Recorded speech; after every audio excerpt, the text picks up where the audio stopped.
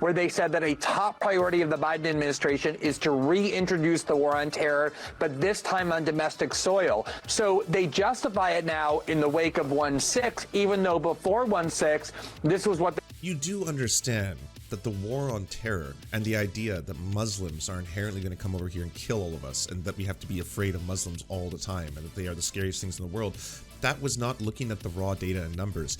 Even with 9/11 factored into domestic terrorist threats, in America, overwhelmingly, it's white terrorism, white extremism. That's what it is. Usually white Christian extremism. That's what the domestic terror threat in the United States is by the numbers, just the raw data.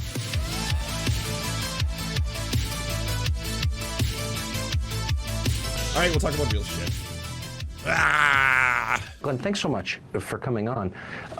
I think we've reached the point where even people who didn't take this seriously, like me, are genuinely concerned. as you should be. You know, it's. I love the awkward pauses and the delay. I'm going to make a prediction. I have not pre-watched this. I'm going to make a prediction. Glenn Greenwald is joining in the chorus of people who say that the Department of Justice, the FBI, and the CIA are going after Republicans, MAGA, Trump, because it is a political hunt being done by the Machiavellian and powerful evil overlord known as Dark Brandon. Yes. Amazingly ironic, I became a journalist in 2005 in response to the civil liberties abuses justified in the name of the war on terror. Now pause it for 1 second. You know what? No, too soon. The Chiron says Biden cracks down on his opponents just 2 months from midterms. Now, I guess presumably this is, are they talking about the DOJ investigating the stolen documents that Donald Trump refused to give back after months and months of begging? We should also add that the head of the FBI was appointed by Donald Trump. He's a right-wing conservative heritage fucking foundation, served on the Bush administration, no fan of the Democrats. This has nothing to do with the Machiavellian schemes of the president. I love how Joe Biden is simultaneously so senile that he shits himself uncontrollably every single day, and at the same time has these dark powers, and he's controlling every facet of the American institution. That he refused to give back and then pretended to give back, as certified by his lawyers. Like, they literally were trying so hard for this not to happen. They were in negotiations with his lawyers. Oh, yeah, in 2005 in response to the civil liberties abuses justified in the name of the war on terror, where at least there was an actual attack on the United States on 9/11. I thought the threat was exaggerated in order to escalate these civil liberties abuses, but at least there was a real attack. What is the most overlooked part of the Biden administration is that Why do you keep making Joe Biden cooler than he is? Oh my God. The photo, look at this tyrant. It's red in the background. He's basically Hitler. By the way, in all seriousness, Glenn Greenwald, that is absolutely ridiculous. To compare this to fucking the march towards the war in Afghanistan and the war in Iraq post 9/11, like, oof, wow, yeah. I assume if there's something high up in an aisle, I'll ask you because you certainly know how to reach. That's absurd. That is so, like, yes. 9/11 was very bad and horrifying. And yes, the prelude that America used to try and justify invasions of both Afghanistan and then Iraq, which is even more ridiculous, that one was even fucking less of a threat than that, resulted in the loss of life of hundreds of thousands of innocent civilians. Horrifying war crimes. The United States has so much fucking blood on their hands. This is all true. These are bad things. How does that compare to Trump, who refused to give back secret documents? They asked him nicely, Donald, can you give them back? And like, no, mine. And they're like, okay, well, subpoena. Donald, can you give them back? These are highly sensitive. It contains nuclear information. If it fell into the hands of our enemies, this could potentially be damaging to the United States and security and result potentially in the loss of life. Can you give them back? No, mine. I like my documents. I get to do what I want. I was the president. I was a big boy. I was the president. How are they the same thing? It's like, this is so, like, everything, every shred of credibility Glenn Greenwald ever earned or had is gone. It was gone a long time ago, but now we are just seeing it roll around in fucking fecal matter. That's all that's left, you know? The Alex Jones, if that wasn't enough, if that didn't fucking tell everyone what he truly was? For January 6th, there was an attempt to import that war on terror, that first war on terror, onto domestic soil. Forget the finders keepers rule. Oh, true. I did forget about that. Damn. Yeah, that's true. I mean, he did find them. He was the president. Adam Schiff, one of the most authoritarian members of Congress, in addition to being one of the most pathological liars, had legislation pending that would do nothing but take that first war on terror and make it domestic. And you can look at a Wall. Why are you talking about this? Why are we, like, you're doing the conspiracy theory thing. And you're doing it in real time on fucking Fox News. That thing where you mention something that is true, that happened, and then being like, and also this other thing is bad and could be the same thing. I don't have to say I have any evidence. I'm mentioning there are times when the United States has abused its power, has lied to its public, has utilized that to be able to have aims that are propped up by the military-industrial complex. These things have happened. Are they happening again right now? I mean, I don't have to prove that, but I can say it out loud and it gets really scary for all of you. Wall Street Journal article on November 15th, 2 months before January 6th, right when Biden was declared the winner, where they said that a top priority of the Biden administration is to reintroduce the war on terror, but this time on domestic soil. So they justify it now in the wake of 1/6, even though before 1/6, this was what You do understand that the war on terror and the idea that Muslims are inherently going to come over here and kill all of us, and that we have to be afraid of Muslims all the time, and that they are the scariest things in the world, that was not looking at the raw data and numbers. Even with 9/11 factored into domestic terrorist threats, in America, overwhelmingly, it's white terrorism, white extremism. That's what it is. Usually white Christian extremism. That's what the domestic terror threat in the United States is by the numbers, just the raw data. So for a very long time, the fact that the war on terror was justified and said multiple times, like, it's them or us, you're either with us or against us, we have to do this, that was a bad thing and wrong and was not following the course. Biden has not announced the war on domestic terror. He hasn't started that. But if the same situation, if he's going to be utilizing actual mechanisms of the government to be going after the actual threats of the government, as in doing the things that you're supposed to do, that's what you have a problem with? Like they were intending to do as a way of criminalizing their opposition and solidifying authoritarian powers on American soil. Pause it. So in other words, there was a sense that there was an attempt, and let's be clear, Joe Biden was not president at that time. The Democrats didn't even control the Senate on November 15th. It was like 12 days after. Right. And Joe Biden was not president on January 6th, just to be clear. So there was a sense amongst people in the government that something is awry here, something is amiss. And maybe being openly plotted. And the former president, or at that point he was the sitting president, and we now know, was at that very time saying, why would I leave? Why would I leave? And he was saying this not like in private, he was saying this on Twitter. Yeah. 6, even though before 1/6, this was what they were intending to do as a way of criminalizing their opposition and solidifying authoritarian powers on American soil. Do you feel like you're going crazy as, you know, the opposition party is being gutted by the DOJ, that nobody is saying anything about this? How can this happen and no one notices? These fucking Law and Order, like, by the way, Law and Order, it applies in their eyes strictly to the idea that they probably want to just marginalize communities, right? Like, Law and Order is when black people do crimes and they get locked up and we keep the streets safe because those pesky black people, or indigenous people, if they're out there and they're breaking into stores and stealing baby formula, we get them in jail. That's Law and Order. Arr. And then it's like, well, if rich billionaires or white collar crime or politicians are using their power illegally to do illegal things, of which there is direct evidence of. Like the Donald Trump one, that one is just such a hard thing to defend on its surface. Like, I'm losing my mind. I can't believe Dark Brandon would target his political opponent. The fuck? We've seen the documents. Even, like, Trump says he changed his story multiple times until he eventually admitted, yeah, okay, well, I had the documents, but I had a right to have the documents. I was the president. I declassified the documents.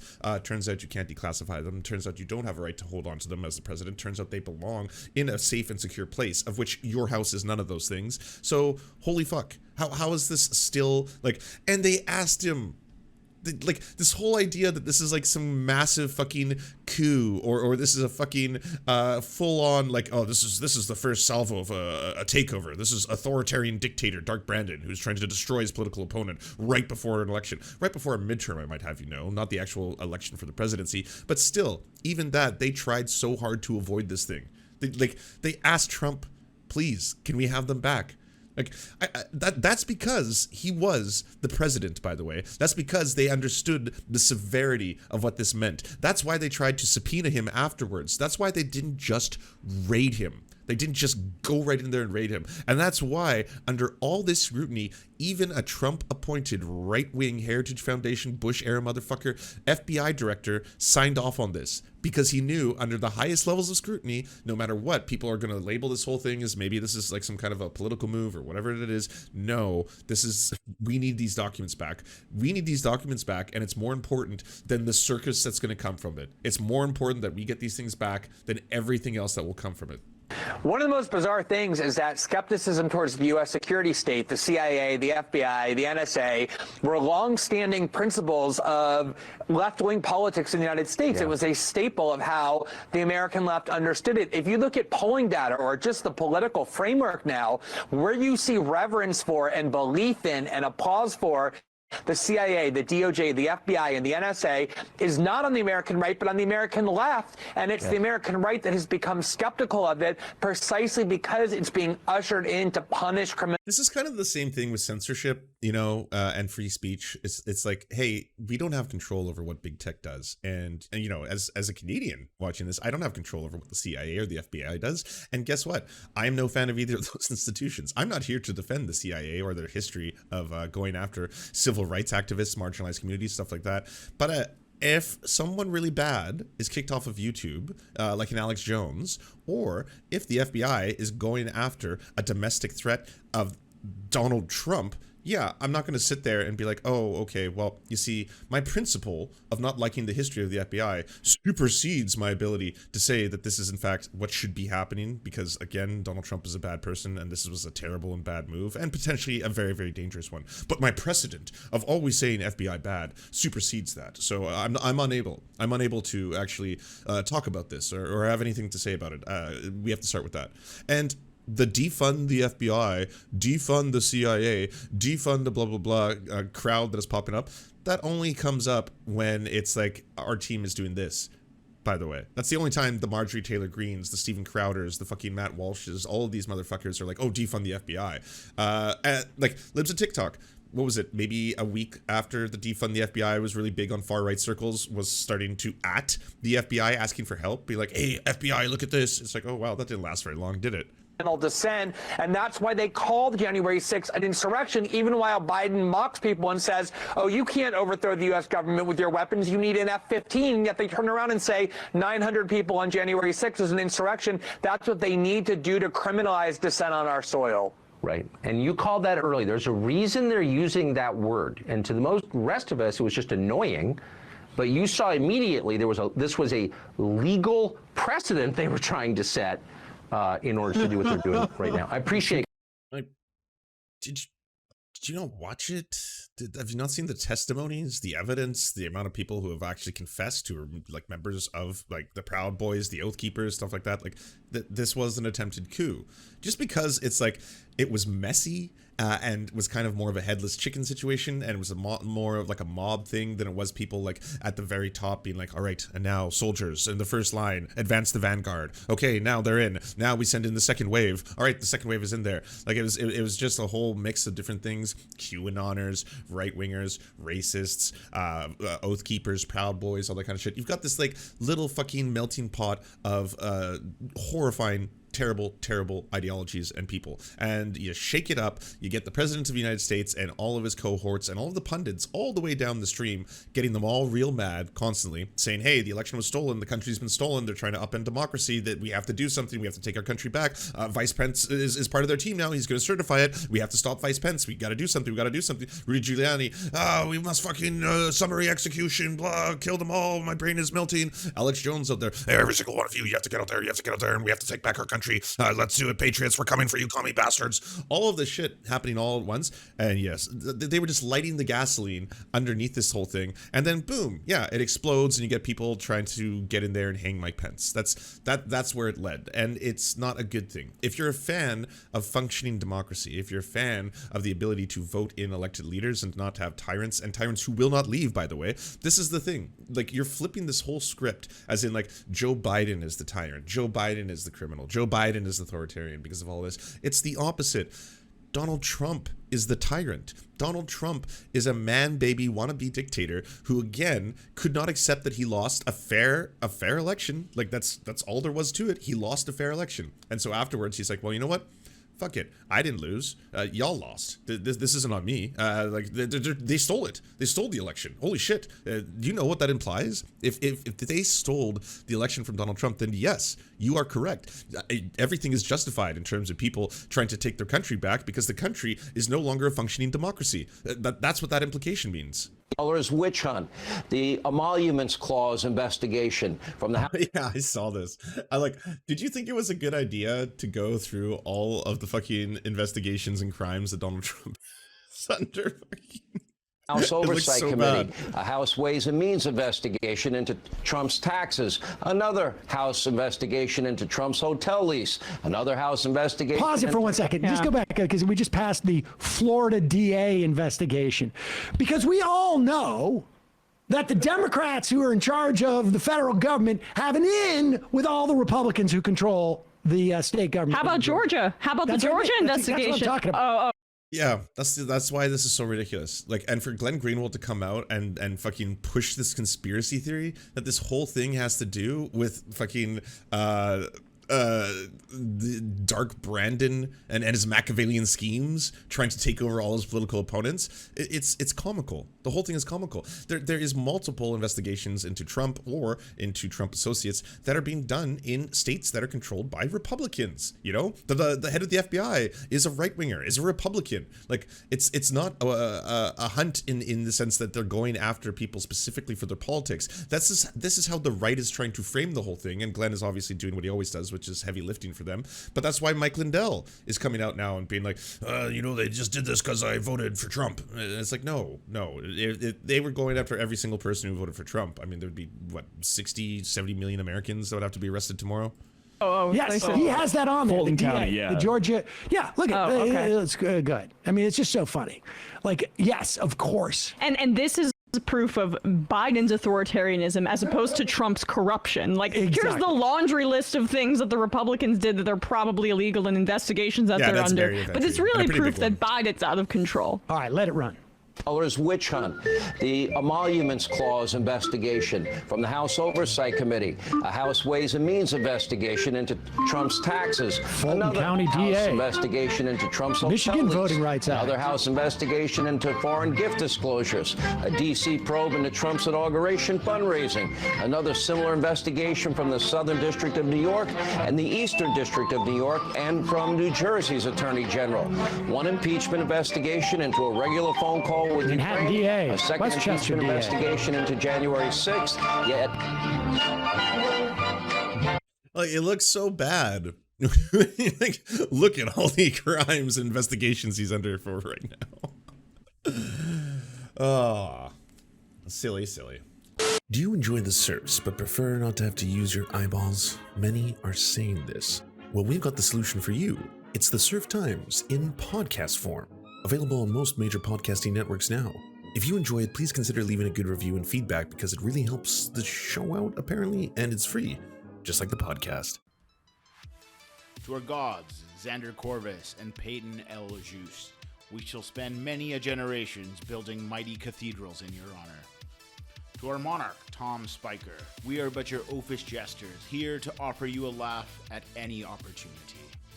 To our brave knights of the Round Table, Rachel K., Izzy Solidarity, Victoria Bell, Sebastian Demmel, Mark Harmon, Benji Arney, Scary Earth Human, Tony, DM Rivera, Resident Scarecrow, Sir Nickus, Cheryl Alvarez, Ruby Kelly, Brandon, Words Greenwood, Everything Important, Hegbert Celine, Matthew Scarborough, Stellar Vision, Ariane McCarthy, Doug Cady, Daniel Sutton, Jenna Tao, Dark Puppy, Quiet One 85, Anna Loves Riley, Omni, Riley and Anna, Poodlehawk, Multimondi, Trevbot EXE, Brian Ephraim, Anthropophojack, Catherine, Ramon Acosta, Incosin, Ralph Parler, Violent Orchard, Political Puppy, La Media Panza, Todd Buckingham,